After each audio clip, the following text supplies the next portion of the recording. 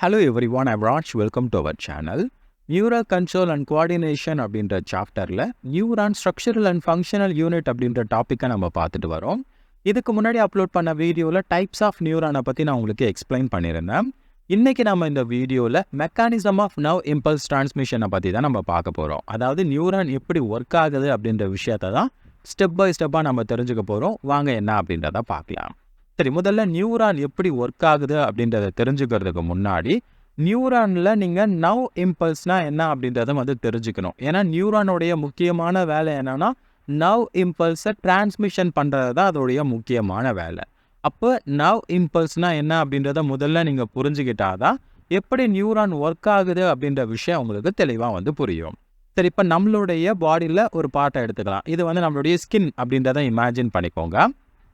இந்த ஸ்கின்னை யாராவது டச் பண்ணும்போது என்ன ஆகுது, உடனே நமக்கு தெரிய ஆரம்பிக்குது. யாராவது டச் பண்ணாங்கன்னா உங்களுக்கு தெரியுமா தெரியாதா? கண்டிப்பாக தெரியும். அப்போ டச் அப்படின்றது என்னென்னா ஒரு ஸ்டிமுலை. ஸோ ஸ்டிமுலைனா என்ன அப்படின்றது இதுக்கு முன்னாடியே நான் உங்களுக்கு எக்ஸ்பிளைன் பண்ணியிருக்கேன். எந்த ஒரு ஃபோர்ஸ் ஆர் எந்த ஒரு விஷயம் நம்ம பாடியை ரியாக்ட் பண்ண வைக்கிறதோ அதை நம்ம ஸ்டிமுலை அப்படின்னு சொல்லலாம். டச் அப்படின்றது ஒரு ஸ்டிமுலை. யாராவது நம்மளை இப்போ பின்னால் ஒரு குத்துனாங்க அப்படின்னா அந்த இடத்துல பெயின் உருவாகும். பெயின் அப்படின்றது ஒரு ஸ்டிமுலை. ரொம்ப அதிகமாக சூடாக இருக்கக்கூடிய ஒரு பொருளை நம்ம மேலே வச்சாங்கன்னா நமக்கு தெரியுது. அப்போ அந்த இடத்துல டெம்பரேச்சர் அப்படின்றது ஒரு ஸ்டிமுலை. ஏதாவது கெமிக்கல் ஏதாவது நம்ம மேலே பட்டுச்சுன்னா நமக்கு தெரியுது. ஸோ அதுவும் ஒரு வகையான ஸ்டிமுலை தான். ஸோ இந்த மாதிரி ஸ்டிமுலை அப்படின்றது நம்ம பாடியை ரியாக்ட் பண்ண வைக்கக்கூடிய விஷயங்களை நம்ம ஸ்டிமுலை அப்படின்னு சொல்லலாம். நம்ம எதுக்கெல்லாம் ரியாக்ட் ஆகிறோமோ அது எல்லாத்தையும் ஸ்டிமுலை அப்படின்னு நம்ம சொல்லலாம். இப்போது ஒரு ஸ்டிமுலை வரும்போது என்ன ஆகுது அப்படின்னா அந்த இடத்துல அந்த ஸ்டிமுலையை ஒரு எலக்ட்ரிக்கல் சிக்னலாக மாற்றப்படுது. ஸ்கின் அப்படின்றது என்னென்னா ஒரு சென்சரி ஆர்கன். இந்த சென்சரி ஆர்கன் அந்த ஸ்டிமுலையை ரிசீவ் பண்ணி எலக்ட்ரிக்கல் சிக்னலாக மாற்றுது. அந்த எலக்ட்ரிக்கல் சிக்னலை தான் நம்ம நவ் இம்பல்ஸ் அப்படின்னு சொல்கிறோம். அப்போ நவ் இம்பல்ஸ் அப்படின்றது இந்த இடத்துல ஜெனரேட் ஆகுது. சரிங்களா? இப்போ நவ் இம்பல்ஸ் உருவானதுக்கப்புறம் என்ன நடக்கும் அப்படின்னா நியூரான் வழியாக அந்த நவ் இம்பல்ஸ் அப்படின்றது கொஞ்சம் கொஞ்சமாக டிரான்ஸ்மிட் ஆக ஆரம்பிக்குது. பக்கத்தில் இருக்கக்கூடிய வேறொரு நியூரானுக்கு அது பரிமாற்றப்படுது. அடுத்து அந்த நியூரான் வேற ஒரு நியூரான், இந்த மாதிரி பல நியூரான்களை கடந்து அது கடைசியாக எங்கே போகுதுன்னா பிரெயினுக்கு போகுது. பிரெயினுக்கு போனதுக்கப்புறம் அந்த நவ் இம்பல்ஸை பிரெயின் அனலைஸ் பண்ணும். அனலைஸ் பண்ணிவிட்டு அது என்ன மெசேஜ் அப்படின்றத பிரெயின் புரிஞ்சுக்கும். ஸோ அப்போ எப்படி நியூரான் இந்த நவ் இம்பல்ஸை உருவாக்குது ஃபஸ்ட்டு விஷயம். சரிங்களா? எப்படி நவ் இம்பல்ஸ் உருவாகுது. ரெண்டாவது, நவ் இம்பல்ஸ் எப்படி நியூரான் வழியாக கண்டக்ட் ஆகுது. இது ரெண்டாவது நம்ம தெரிஞ்சுக்க வேண்டிய விஷயம். மூணாவது, ஒரு நியூரான்லேருந்து இன்னொரு நியூரானுக்கு எப்படி நவ் இம்பல்ஸ் அப்படின்றது டிரான்ஸ்மிட் பண்ணப்படுது. அது மூணாவதாக நம்ம தெரிஞ்சுக்க வேண்டிய விஷயம். இந்த மூணு விஷயங்களை நம்ம தெரிஞ்சுக்கிட்டோம் அப்படின்னா எப்படி நியூரான் ஒர்க் ஆகுது அப்படின்றத நமக்கு தெளிவாக புரியும். சரிங்களா? அப்போ நவ் இம்பல்ஸ்னால் என்ன அப்படின்றது முதல்ல உங்களுக்கு தெரியுதா? ஒரு ஸ்டிமுலை அப்படின்றது நவ் இம்பல்ஸாக தான் நியூரான் வழியாக கண்டக்ட் ஆகும். டைரெக்டாக அந்த ஸ்டிமுலை அப்படின்றது கண்டக்ட் ஆகாது. ஒரு ஸ்டிமுலை வந்ததுக்கப்புறம் நம்ம ஸ்கின்னோ இல்லை சென்சரி ஆர்கனோ என்ன பண்ணுவோம் அப்படின்னா அதை நவ் இம்பல்ஸாக மாற்றும். இந்த நவ் இம்பல்ஸ் அப்படின்றத ஒரு சில சமயங்களில் எலக்ட்ரிக்கல் சிக்னல் அப்படின்னு கூட சொல்லலாம். Electrical signal. ஸோ இந்த எலக்ட்ரிக்கல் சிக்னல் அப்படின்றது தான் எப்படி நியூரான் வழியாக கொஞ்சம் கொஞ்சமாக கண்டக்ட் ஆகி டிரான்ஸ்மிட் ஆக ஆரம்பிக்கும். அப்போ நவ் இம்பல்ஸ்னாலும் எலக்ட்ரிக்கல் சிக்னல்னாலும் போத் ஆர் த சேம். ஒரு ஸ்டிமுலை ரிசீவ் ஆகும்போது அந்த இடத்துல nerve impulse or electrical signal generate ஆகும். அது நியூரான் வழியாக கடத்தப்படுது, பிரெயினுக்கு போகுது. பிரெயின் அதை அனலைஸ் பண்ணிவிட்டு அதுக்கான கமெண்ட்டை கொடுக்குது. அதை தான் இந்த இடத்துல கொடுத்துருக்காங்க பாருங்கள். நவ் இம்பல்ஸ் அப்படின்னு கொடுத்துருக்காங்க. It is electrical signal which is transmitted by neuron. Neuron வழியாக டிரான்ஸ்மிட் ஆகக்கூடிய அந்த எலக்ட்ரிக்கல் சிக்னலை தான் நம்ம நவ் இம்பல்ஸ் அப்படின்னு சொல்கிறோம். இங்கே ஒரு நியூரான் கொடுத்துருக்காங்க. அது வழியாக லைட் மாதிரி ஒன்று டிரான்ஸ்மிட் ஆகிறத நம்ம பார்க்க முடியுது. அந்த லைட் மாதிரி இருக்கிறது வேறு ஒன்றும் கிடையாது, எலக்ட்ரிக்கல் சிக்னல், நவ் இம்பல்ஸ் தான். சரிங்களா? ஒரு ஸ்டிமுலை அப்படின்றது இந்த மாதிரி எலக்ட்ரிக்கல் சிக்னலாக மாற்றப்பட்டு தான் நியூரான் வழியாக கண்டக்ட் ஆகும். இதை மட்டும் நீங்கள் தெளிவாக புரிஞ்சுக்கோங்க. இப்போ ஒரு டவுட் வரலாம், இதை நீங்கள் எலக்ட்ரிக்கல் சிக்னல் அப்படின்னு சொல்கிறீங்க, இதுவும் நம்ம வீட்டில் இருக்கக்கூடிய அந்த எலக்ட்ரிசிட்டியும் போத் ஆர் த சேமா அப்படின்னு கேட்டிங்கன்னா எஸ், சேம் தான். ஆனால் நம்ம வீட்டில் இருக்கக்கூடிய எலக்ட்ரிக்கல் சிக்னல் அந்த எலக்ட்ரிசிட்டியை நம்ம எடுத்துக்கிட்டோம் அப்படின்னா ஹை வோல்டேஜில் இருக்கும். நம்ம வீட்டுக்கு வரதே எனக்கு தெரிஞ்சு குறைஞ்சது ஒரு 200, 250 இந்த ரேஞ்சில் இருக்கலாம். ஓகேங்களா? ஆனால் நம்ம பாடியில் உருவாக்கக்கூடிய அந்த எலக்ட்ரிக்கல் சிக்னல் அப்படின்றது ரொம்ப ரொம்ப ரொம்ப கம்மி, மில்லி வோல்ட் கணக்கில் தான் இருக்கும். அதை நம்மளால் தெரிஞ்சுக்க முடியுமா அப்படின்னா தாராளமாக நம்ம தெரிஞ்சுக்கலாம். வோல்ட் மீட்டரை வச்சு நம்ம செக் பண்ண முடியும். இதுதான் ஒரு வோல்ட் மீட்டர் அப்படின்னு எடுத்துக்கோங்க. இதிலேருந்து என்ன வரும்? ஸோ இந்த மாதிரியான ப்ரோப்ஸ் இருக்கும், 2 ப்ரோப்ஸ் இருக்கும். அந்த 2 ப்ரோப்ஸ் நம்ம என்ன பண்ணுறோம் அப்படின்னா இந்த மாதிரி நியூரானில் வச்சுட்டு நியூரான் வழியாக அந்த இம்பல்ஸ் வந்து டிரான்ஸ்மிட் ஆகும்போது எவ்வளோ இருக்குது எலக்ட்ரிக்கல் சிக்னல் அப்படின்ற விஷயத்த வந்து நம்ம வோல்ட் மீட்டரில் வந்து செக் பண்ணிக்க முடியும். ஸோ அப்போது எலக்ட்ரிக்கல் சிக்னல் அப்படின்றது இந்த இடத்துல உருவாகுது, நவ் இம்பல்ஸ் அப்படின்றது அது ரொம்ப குறைவான அளவில் தான் இருக்கும். எலக்ட்ரிக்கல் சிக்னல் ரொம்ப குறைவான வோல்ட் கொண்ட ஒரு எலக்ட்ரிக்கல் சிக்னல் அப்படின்றத ஞாபகம் வச்சுக்கோங்க, மில்லி வோல்ட்டில் தான் வந்து இருக்கும். அப்போ நியூரானில் உருவாகக்கூடிய அந்த நவ் இம்பல்ஸை வந்து மெஷர் பண்ணுறதுக்கு மில்லி வோல்ட்டை தான் வந்து யூஸ் பண்ணுவாங்க அப்படின்ற விஷயத்தை நீங்கள் ஞாபகம் வச்சுக்கோங்க. அடுத்த அப்கமிங் வீடியோஸில் வந்து எப்படி அதை வந்து மெஷர் பண்ணுவாங்க, எவ்வளோ இருக்கும் அந்த விஷயங்கள்லாம் நான் உங்களுக்கு வந்து சொல்லித்தரேன். இப்போதைக்கு நீங்கள் தெரிஞ்சுக்கோங்க. நவ் இம்பல்ஸ்னால் என்ன அப்படின்றது உங்களுக்கு புரியுதா? நவ் இம்பல்ஸ் அப்படின்றது இந்த நியூரான் வழியாக கண்டக்ட் ஆகக்கூடிய எலக்ட்ரிக்கல் சிக்னலை தான் நம்ம நவ் இம்பல்ஸ் அப்படின்னு சொல்கிறோம். சரி, இப்போது நவ் இம்பல்ஸ் அப்படின்றது எப்படி ஜெனரேட் ஆகுது, எப்படி டிரான்ஸ்மிட் ஆகுது, எப்படி கண்டக்ட் ஆகுது அப்படின்ற விஷயத்தை தான் நம்ம மெயினாக வந்து பார்க்க போகிறோம். அதை தான் இங்கே கொடுத்துருக்காங்க. The mechanism of now impulse transmission can be broken down into 3 main steps. எப்படி நியூரான் ஒர்க் ஆகுது அப்படின்னா இந்த 3 ஸ்டெப் படி தான் வந்து ஒர்க் ஆகுது. First generation and conduction of nerve impulse. First என்ன உருவாகணும் அப்படின்னா இந்த நவ் இம்பல்ஸ் அப்படின்றத வந்து உருவாகணும். அது எப்படி உருவாகுது அப்படின்றத நம்ம தெரிஞ்சுக்கணும். ரெண்டாவது பாயிண்ட்டு டிரான்ஸ்மிஷன் ஆஃப் இம்பல்ஸ். இந்த இடத்துல என்ன ஆகுது அப்படின்னா இந்த டென்ட்ரைட் வந்து அதை ரிசீவ் பண்ணுது, செல் பாடிக்கு போகுது, அங்கேருந்து ஆக்சன் வழியாக அது டிரான்ஸ்மிட் ஆக ஆரம்பிக்குது. அதை டிரான்ஸ்மிஷன் ஆஃப் இம்பல்ஸ் அப்படின்னு சொல்லலாம், ஆர் கண்டக்ஷன் அப்படின்னு கூட வந்து நம்ம சொல்லலாம். அது எப்படி நடக்குது ரெண்டாவது நம்ம தெரிஞ்சுக்கணும். மூணாவது சைனாப்டிக் டிரான்ஸ்மிஷன். சைனாப்டிக் டிரான்ஸ்மிஷன் அப்படின்றது என்னென்னா ஒரு நியூரான்லேருந்து இன்னொரு நியூரானுக்கு எப்படி வந்து அந்த சிக்னல் வந்து மாற்றப்படுது, அந்த இம்பல்ஸ் வந்து மாற்றப்படுது அப்படின்ற விஷயத்த சைனாப்டிக் டிரான்ஸ்மிஷனில் நம்ம படிப்போம்.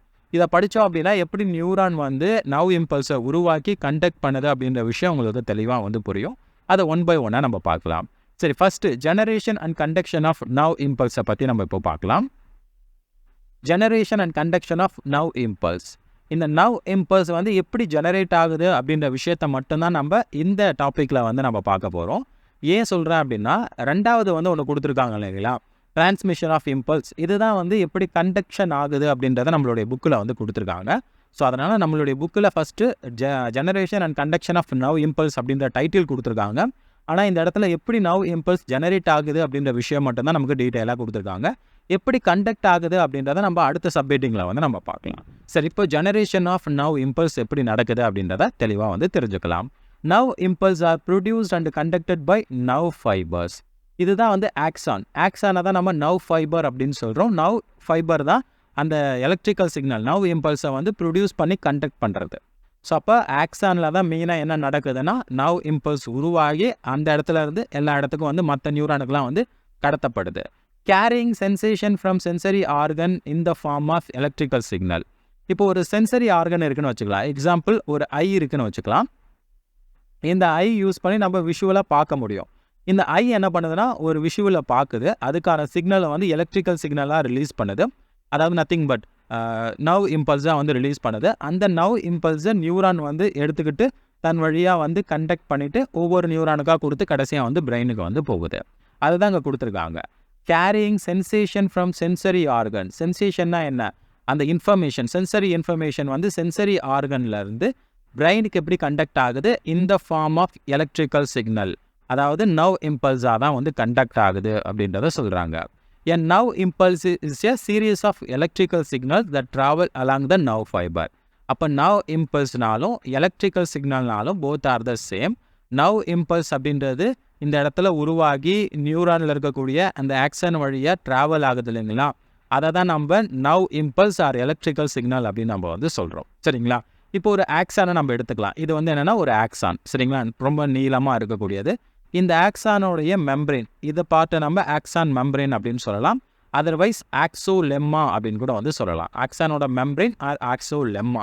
அந்த ஆக்சோலெம்மா நம்ம எடுத்துக்கிட்டோம் அப்படின்னா இப்போது இது ரெண்டாக வந்து பிரிக்குது. இந்த ஆக்சானை உள்ளே இருக்கக்கூடிய பார்ட்டு, வெளியில் இருக்கக்கூடிய பார்ட்டு. உள்ளே இருக்கக்கூடிய பார்ட்டை நம்ம என்ன சொல்லலாம்னா இன்ட்ரா செல்லுலார் ஃப்ளூயிட் அப்படின்னு சொல்லலாம். ஆக்சானுக்கு உள்ளே இருக்கக்கூடிய பகுதி இன்ட்ரா செல்லுலார் ஃப்ளூயிட், அதை ஷார்ட் ஃபார்மில் ஐசிஎஃப் அப்படின்னு சொல்லிட்டு குறிப்பிட்றாங்க. Intra cellular fluid. இந்த இடத்துல நம்ம ஆக்சானோட உட்பக்கத்தில் நம்ம பார்த்தோம் அப்படின்னா அதிகப்படியாக potassium, magnesium, negative charged protein வந்து ரொம்ப அதிகமாக இருக்கும். அப்போ நெகட்டிவ் சார்ஜ்டு ப்ரோட்டீன்லாம் அதிகமாக இருக்கிறதால உட்பக்கம் எப்போவுமே வந்து மைனஸாக தான் வந்து இருக்கும். சரிங்களா? அடுத்ததாக எக்ஸ்ட்ரா செல்லுலார் ஃப்ளூயிட் எடுத்துக்கிட்டோம் அப்படின்னா வெளியில் இருக்கக்கூடியது எக்ஸ்ட்ரா செல்லுலார் ஃப்ளூயிட் அப்படின்னு சொல்லலாம். எக்ஸ்ட்ரா செல்லுலார் ஃப்ளூயிட் இந்த இடத்த எடுத்துக்கிட்டோம்னா இங்கே அதிகமாக sodium chloride, bicarbonates, other nutrients வந்து இருக்கும். ஸோ இது எல்லாமே வந்து பாசிட்டிவ் சார்ஜ்டு மாலிகூல்ஸ். அப்போ அதிகமாக பாசிட்டிவ் சார்ஜ் இருக்கிறதால வெளியில் வந்து ப்ளஸ்ஸாக வந்து இருக்கும். ஸோ அப்போது ஒரு நியூரானை நம்ம எடுத்துக்கிட்டோம் அப்படின்னா அந்த நியூரானோட ஆக்சான் ரீஜனில் ஆக்சானோட மெம்பரேனுக்கு வெளியில் பாசிட்டிவாக இருக்கும், ஆக்சானுக்கு உள்ளே வந்து நெகட்டிவாக இருக்கும். ஏன் ஆக்சானுக்கு உள்ள இன்ட்ரா செல்லுலார் ஃப்ளூயிட் வந்து நெகட்டிவாக இருக்குது, potassium, magnesium, negative charged protein வந்து அதிகமாக இருக்கும். அதை தான் இங்கே வந்து கொடுத்துருக்காங்க. இங்கே பாருங்கள், இந்த போர்ஷனை தான் இந்த இடத்துல ஜூம் பண்ணி கொடுத்துருக்காங்க. இது வந்து இந்த மெம்பரேன், சரிங்களா? கீழே இருக்கக்கூடியது இந்த மெம்பரேன். இதுக்கு நடுவில் இருக்கக்கூடிய இந்த கேப் இருக்கு இல்லைங்களா, இதுதான் வந்து என்ன அப்படின்னா ICF, இன்ட்ரா செல்லுலார் ஃப்ளூயிட். வெளியில் இருக்கக்கூடிய பார்ட், இந்த பார்ட்டு தான் வந்து எக்ஸ்ட்ரா செல்லுலார் ஃப்ளூயிட் அப்படின்னு கொடுத்துருக்காங்க. எக்ஸ்ட்ரா செல்லுலார் ஃப்ளூயிடில் அதிகமாக சோடியம் அப்படின்றது இருக்கும். சோடியம் இந்த இடத்துல அதிகமாக இருக்கும். பொட்டாசியம் அதிகமாக இந்த இடத்துல இருக்கும். அது மட்டும் இல்லாமல் நெகட்டிவ் சார்ஜ்டு ப்ரோட்டீனும் இந்த இடத்துல அதிகமாக இருக்கும். இது எல்லாமே என்னென்னா நெகட்டிவ் சார்ஜ்டு ப்ரோட்டீன். அதனால ICF அப்படின்றது, இன்ட்ரா செல்லுலார் ஃப்ளூயிட் அப்படின்றது எப்போவுமே வந்து நெகட்டிவ் சார்ஜில் இருக்கும். வெளியில் எடுத்துக்கிட்டோம் அப்படின்னா எக்ஸ்ட்ரா செல்லுலார் ஃப்ளூயிடில் சோடியம் அளவுக்கு அதிகமாக இருக்கிறதால எப்போவுமே பாசிட்டிவ் சார்ஜில் வந்து இருக்கும். ஸோ இந்த மாதிரியான கண்டிஷன் தான் ஆக்சானில் வந்து இருக்கும். ஸோ இந்த மாதிரி கண்டிஷனை நம்ம மெம்பரைன் பொட்டன்ஷியல் அப்படின்னு நம்ம வந்து சொல்லலாம். இப்படி இருந்தால் தான் என்ன ஆகும் அப்படின்னா நவ் இம்பல்ஸ் அப்படின்றது இது வழியாக வந்து டிரான்ஸ்மிட் ஆக ஆரம்பிக்கும். அதை தாங்க கொடுத்துருக்காங்க. The unequal distribution of ion across the axolemma. Axolemma அப்படின்றது இந்த மெம்பரைன். இந்த ஆக்சோலெம்மாவுக்கு உள்ளேயும் வெளியும் நீங்கள் எடுத்து பார்த்தீங்கன்னா அன்ஈக்குவல் டிஸ்ட்ரிபியூஷன் ஆஃப் அயன், ஒரே மாதிரியான அயன் டிஸ்ட்ரிபியூஷன் அப்படின்றது இருக்காது. வெளியில் அதிகப்படியான சோடியம் இருக்கும், ப்ரோட்டீன் அப்படி நெகட்டிவ் ப்ரோட்டீன் அப்படின்றது கம்மியாக இருக்கும். உள்ள நெகட்டிவ் ப்ரோட்டீன் அதிகமாக இருக்கும், பொட்டாசியம் வந்து அதிகமாக இருக்கும். ஸோ என்ன தான் பொட்டாசியம் பாசிட்டிவ் சார்ஜாக இருந்தாலும் நெகட்டிவ் சார்ஜ் ப்ரோட்டீன் அதிகமாக இருக்கிறதால உள்ளே வந்து வெளியில் எக்ஸ்ட்ரா செல்லுலார் ஃப்ளூயிடை கம்பேர் பண்ணும்போது நெகட்டிவ் சார்ஜில் தான் வந்து இருக்கும். ஸோ இந்த மாதிரி அன்ஈக்குவல் டிஸ்ட்ரிபியூஷன் ஆஃப் அயன்ஸ் வந்து இருக்கிறதால மெம்பரைன் பொட்டன்ஷியல் அப்படின்றது இந்த இடத்துல வந்து உருவாகுது. ஸோ அப்போ what is the meaning of membrane potential? ஒரு பிளாஸ்மா மெம்பரைன் வந்து இருக்குது. பிளாஸ்மா மெம்பரைனுக்கு வெளியில் வந்து பாசிட்டிவ் சார்ஜும் பிளாஸ்மா மெம்பரேனுக்கு உள்ள நெகட்டிவ் சார்ஜும் இருந்துச்சு அப்படின்னா அந்த கண்டிஷனை நம்ம மெம்பரைன் பொட்டன்ஷியல் அப்படின்னு சொல்லலாம். இப்போ வந்து இது ஒரு செல் அப்படின்றத இமேஜின் பண்ணுங்கள். இந்த செல்லுடைய பிளாஸ்மா மெம்பரேன் இது. இந்த செல்லுக்கு வெளியில் பாசிட்டிவ் சார்ஜ் இருக்குது, மெம்பரேனுக்குள்ளே நெகட்டிவ் சார்ஜ் இருக்குது. இந்த மாதிரி இருக்கக்கூடிய கண்டிஷனை மெம்பரைன் பொட்டன்ஷியல் அப்படின்னு சொல்லலாம். அப்போ what is the meaning of membrane potential? The unequal distribution of ion across the plasma membrane. அப்போ இந்த இடத்துல ஆக்சானில் ஆக்சோலெம்மாவுக்கு வெளியும் உள்ளேயும் அன்ஈக்குவல் டிஸ்ட்ரிபியூஷன் ஆஃப் அயன்ஸ் வந்து இருக்குது. அதனால் மெம்பரைன் பொட்டன்ஷியல் அப்படின்றது உருவாகுது. It is essential for impulse transmission. Now impulse அப்படின்றது டிரான்ஸ்மிட் ஆகிறதுக்கு இந்த மெம்பரைன் பொட்டன்ஷியல் அப்படின்றது ரொம்ப ரொம்ப அவசியம் அப்படின்றத நீங்கள் புரிஞ்சுக்கணும், சரிங்களா? Membrane protein regulate ion movement and crucial for generating and conducting impulse. மெம்பரைனில் ஒரு சில ப்ரோட்டீன்ஸ் வந்து இருக்கும். ஸோ இந்த இடத்துல பாருங்கள், மெம்பரைனில் ஒரு சில ப்ரோட்டீன் மாலிகூல்ஸ் வந்து இருக்கும். அது அயன் மூவ்மெண்ட்ஸை வந்து கண்ட்ரோல் பண்ணும். சோடியம் எப்போ உள்ளே வரணும், பொட்டாசியம் எப்போ வெளியில் போகணும், உள்ளே வந்து சோடியம் எப்போ வெளியில் போகணும். இந்த மாதிரி மெம்பரைன் ப்ரோட்டீன் என்ன பண்ணுன்னா அயன் மூவ்மெண்ட்ஸை வந்து ரெகுலேட் பண்ணுது. இதனால தான் மெம்பரைன் பொட்டன்ஷியல் அப்படின்றது மெயின்டைன் ஆகுது. வெளியே ப்ளஸும் உள்ள மைனஸும் வந்து மெயின்டைன் ஆகுது. It is crucial for generating and conducting impulse. இந்த மாதிரி இருக்கிறதால தான் என்ன ஆகுதுன்னா நியூரான் வழியாக ஒரு எலக்ட்ரிக்கல் சிக்னல் அப்படின்றது ஜென்ரேட் ஆகி கண்டக்ட் ஆக ஆரம்பிக்குது. சரி, ஜெனரேஷன் அப்படின்னு சொல்லியிருந்தேன். இப்படி ஜெனரேட் ஆகுது அப்படின்றத பார்க்கலாம். இப்போ என்ன நடக்குதுன்னா ஒரு ஸ்டிமுலை வந்து ரிசீவ் ஆகுது, சரிங்களா? இப்போ நான் முன்னாடி சொன்ன மாதிரி ஸ்கின் வந்து இருக்குது. நம்ம ஸ்கின்னை யாரோ டச் பண்ணுறாங்க. டச் பண்ணும்போது அந்த ஸ்டிமுலை அப்படின்றது இந்த இடத்துக்கு வரும். அந்த ஸ்டிமுலை வந்து எலக்ட்ரிக்கல் சார்ஜாக இருக்குன்னு வச்சுக்கலாம். எலக்ட்ரிக்கல் சிக்னலாக வந்து இருக்குது. இந்த எலக்ட்ரிக்கல் சிக்னல் இந்த இடத்துக்கு வந்ததுக்கப்புறம் என்ன ஆகும் அப்படின்னா இந்த பிளேஸில் மட்டும், அது எந்த இடத்துல அந்த சிக்னல் வருதோ அந்த பிளேஸில் மட்டும் சோடியம் இருக்கு இல்லைங்களா, இந்த சோடியம் அப்படின்றது சடனாக வந்து உள்ளே போக ஆரம்பிக்கும். அளவுக்கு அதிகமாக சோடியம் உள்ளே போக ஆரம்பிக்கும். சோடியம் சடனாக உள்ளே போகும்போது என்ன ஆகுது அப்படின்னா உள்ளே மைனஸாக இருந்த இடம்லாம் இப்போ ப்ளஸ்ஸாக மாற ஆரம்பிக்கும். ஸோ அப்போ உள்ளே எல்லாமே ப்ளஸ்ஸாக மாற ஆரம்பிக்குது. உடனே என்ன ஆகுது அப்படின்னா வெளியில் சோடியமோட அளவு குறையுது, உள்ளே அதிகமாக இருக்குது. அப்போ வெளியில் வந்து மைனஸாக மாற ஆரம்பிக்கும். ஸோ அப்போ உள்ளே ப்ளஸ்ஸு வெளியில் மைனஸ். ஸோ இந்த மாதிரி மாறும்போது என்ன ஆகுது அப்படின்னா இதை தான் நம்ம now impulse or electrical signal அப்படின்னு நம்ம வந்து சொல்கிறோம். எப்படி வந்து நியூரானுக்கு வருது அப்படின்றத தான் சொல்லியிருக்கேன். ஒன்ஸ் இது வந்ததுக்கப்புறம் என்ன ஆகும் அப்படின்னா பக்கத்தில் கொஞ்சம் கொஞ்சமாக வந்து டிரான்ஸ்மிட் ஆகி போய்கிட்டே இருக்கும். அதை தான் இங்கே வந்து கொடுத்துருக்காங்க பாருங்கள். ஸோ உள்ளே வந்து பார்த்தீங்கன்னா ப்ளஸ்ஸு வெளியில் மைனஸ் இருந்துச்சுன்னா அந்த எலக்ட்ரிக்கல் சிக்னல் அப்படின்றது இதுதான். ரெட் கலரில் இருக்கிறது எலக்ட்ரிக்கல் சிக்னல். அது கொஞ்சம் கொஞ்சமாக வந்து நியூரான் வழியாக இப்படியே இந்த டைரெக்ஷனில் வந்து கொஞ்சம் கொஞ்சமாக வந்து நகர்ந்து போகும்.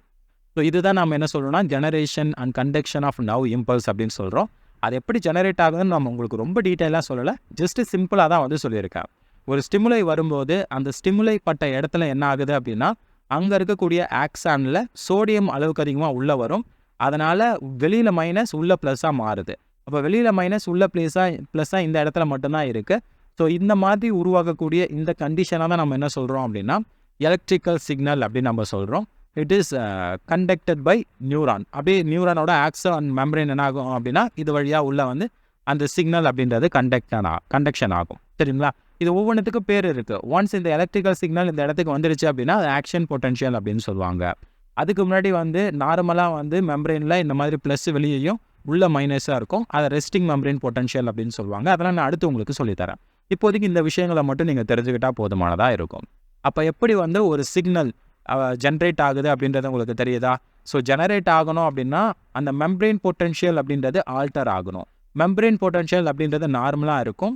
இந்த மாதிரி நார்மலாக இருக்கக்கூடிய மெம்பரேன் பொட்டன்ஷியல் சடனாக ஆல்டர் ஆகிடுச்சு, வெளியே மைனஸ் ஆகும் உள்ள ப்ளஸ் ஆகும் ஆகிடுச்சு அப்படின்னா அந்த நியூரான் என்ன பண்ணுது?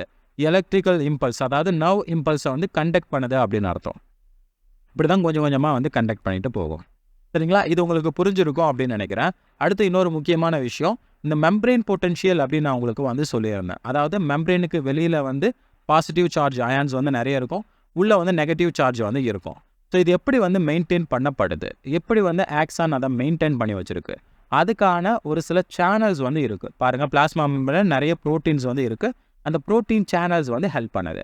அப்போ என்னென்ன மாதிரியான சேனல்ஸ் வந்து இருக்குது, அது எப்படி வந்து சோடியம் அண்ட் அதர் பொட்டாசியத்தெல்லாம் உள்ளே அனுப்புது வெளியே அனுப்புது, அதுக்கான அந்த மூவ்மெண்ட் எப்படி நடக்குது, அந்த விஷயங்களுக்கு ஹெல்ப் பண்ணக்கூடிய அந்த ப்ரோட்டீன் சேனல்ஸ் என்ன, அதெல்லாம் நம்ம அடுத்து அந்த அயானிக் சேனல்ஸை பற்றி நம்ம அடுத்த வீடியோவில் வந்து நம்ம பார்க்கலாம்.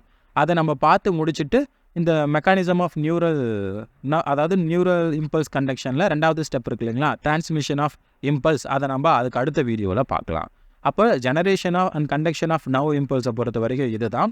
அடுத்த வீடியோவில் நம்ம அயானிக் மூவ்மெண்ட்டுக்கு ஹெல்ப் பண்ணக்கூடிய அந்த சேனல்ஸ் என்னென்ன அப்படின்றத ஒன் பை ஒன்னாக நம்ம அடுத்த வீடியோவில் பார்க்கலாம். இதில் உங்களுக்கு ஏதாவது டவுட் இருந்தது அப்படின்னா கமெண்ட்டில் சொல்லுங்கள். இந்த வீடியோக்கு உண்டான நோட்ஸை நான் பிடிஎஃபாக டிஸ்கிரிப்ஷன் பாக்ஸில் கொடுத்துருக்கேன், நீங்கள் அங்கே போய்ட்டு டவுன்லோட் பண்ணிக்கலாம். நீட்டுக்கு யாராவது ப்ரிப்பேர் பண்ணுறீங்க, உங்களுக்கு பயாலஜி ஆன்லைன் கிளாஸ் வந்து தேவைப்பட்டதுன்னா நம்மளுடைய நீட் பயாலஜி கிளாஸில் நீங்கள் ஜாயின் பண்ணிக்கலாம். இது என்னுடைய வாட்ஸ்அப் நம்பர், எனக்கு வாட்ஸ்அப்பில் மெசேஜ் பண்ணுங்கள், மற்ற டீட்டெயில்ஸை நான் உங்களுக்கு ஷேர் பண்ணுறேன். நம்ம யூடியூப் சேனலை சப்ஸ்கிரைப் பண்ணி வச்சுக்கிட்டிங்கன்னா இந்த மாதிரி நிறைய வீடியோஸ் அப்லோட் பண்ணும்போது உங்களுக்கு ரெகுலராக நோட்டிஃபிகேஷன் வரும், நீங்களும் மிஸ் பண்ணாமல் பார்க்க முடியும். தேங்க்யூ ஃபார் வாட்சிங்.